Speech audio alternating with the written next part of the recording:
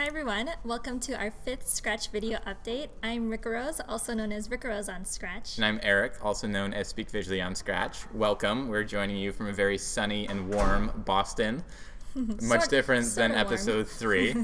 So we're glad to have you here. We're going to jump into our first segment, which is Love It, which is projects that we found in the community that we really, love.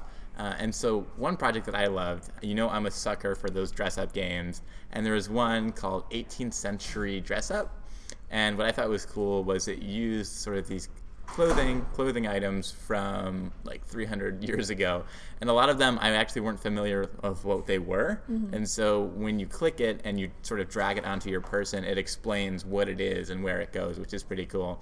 So I was like trying to piece it together. I'm like, which goes on where? And so anyways, I really enjoyed that game. Cool. So a project that I love is a project by Scratcher Mini-Macaroon, and it's how to make a pancake. So I really love waffles, and I can have it any time of the day. But Mini-Macaroon wanted to highlight the counterpart of waffles, pancakes. And so in this project, you put different ingredients into a bowl, milk, baking soda, eggs, and you whisk it together.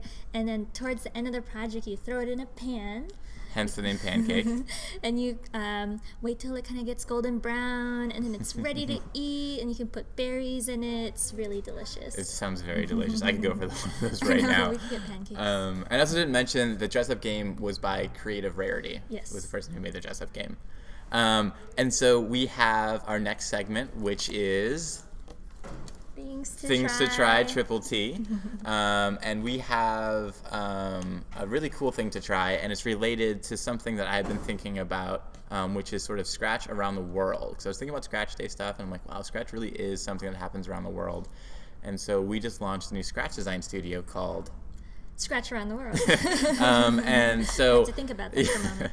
And so if you check it out, it's on the homepage. You can see there's already like over 100, maybe 200 projects in there, and the projects revolve around sort of where you live, so and your culture. So maybe it's what you eat. Maybe you have a special way of making pancakes.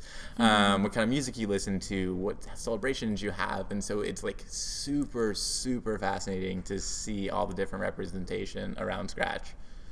So another thing to try, it's another studio on the homepage called Super Pie Day.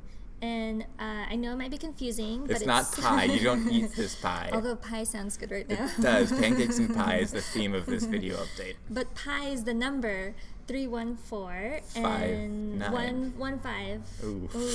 Well, the reason why I remembered 15 is that this Pie Day is Super Pie Day because of 31415. And there is this featured studio where people are already contributing different projects about the number pi. One suggestion I have is maybe making a pie maker. So actually with pie, but you can eat it. Oh, a pie pie. A pie pie. I like saying that, pie. Anyways, cool. So definitely check out that studio. It's on the homepage. And so that we have a very special, although all of the messages from the Scratch team are special, I really especially like this one. So drum roll? We have to do a drum roll. Sorry, we have to do a drum roll.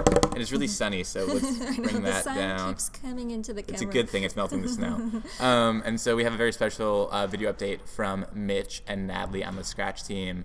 You might remember, I think 2 episodes ago, Mitch and the tour of his office showed us a book, and that book had the early screenshots of Scratch.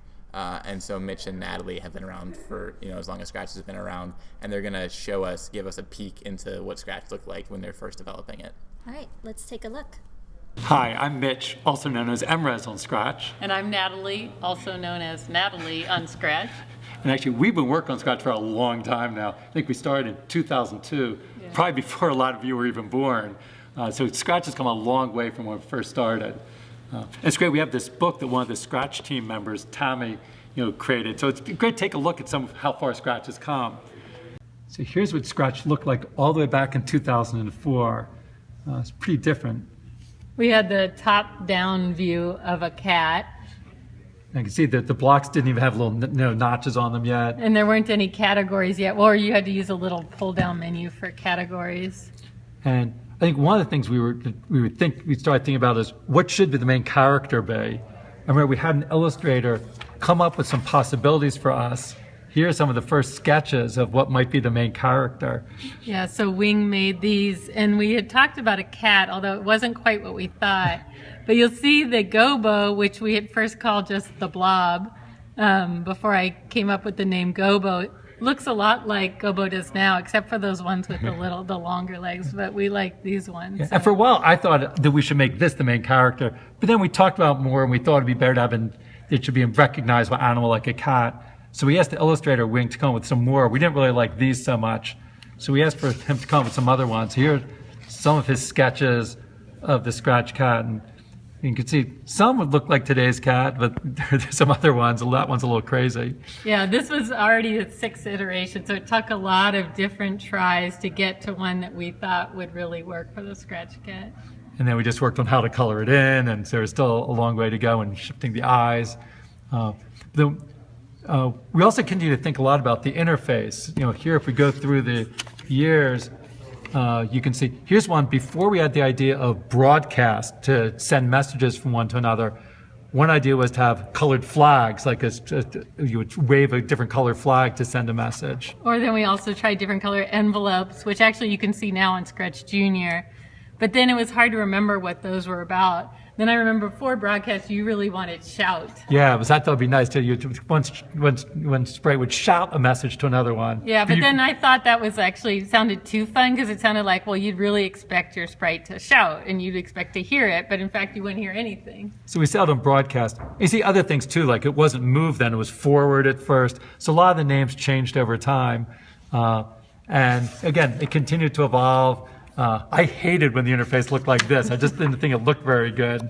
But then now it started to look a little bit more like it showed up as, like it came out as, and continued to evolve through still the top-down cat here. But we started to have when green flag clicked. Yeah, we decided to use the flag just for that. And then finally, we came out and the cat made its appearance. And this is right around the time we were ready to come out and show Scratch to the rest of the world. So welcome back. I hope you enjoyed that. Yeah, Scratch has changed a lot over the years. Yeah, it's I really super especially love the Scratch cat and the Gobo, how that changed. It's amazing. It's super amazing. Cool. So we'll see you again. We're switching to a monthly update. So still be awesome, but we'll just see you once a month. Okay, cool. See you then. Bye.